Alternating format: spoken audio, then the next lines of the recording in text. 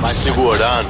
Na rua da bica chamando no grau, dá uma reduzida, cavalo de pau, 125 até 1100, esconde as placas com nota de 100. Subindo a rua lá vem o moleque, igual Superman em cima da Hornet. Descendo a rua vem mais tripivete, e todos eles dando RL. Até umas minas se arrisca e tenta, porque pra elas é 8,80. Rasta no chão sem dó e sem pena. Eita cara, essas minas é problema. Chega sexta-feira à noite tem baile, eu tô tranquilo, suave na nave. Avisa geral que é papo de esquina, diretamente lá do Pantanal.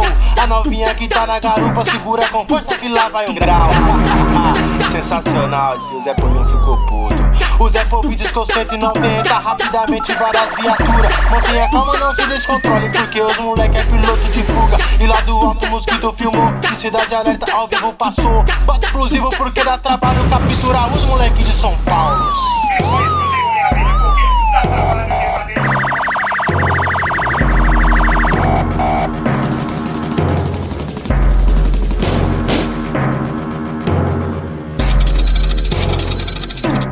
Roda cavalo de pau, de duas rodas chamando no grau. Os moleques são experientes, foram elogiados até no jornal.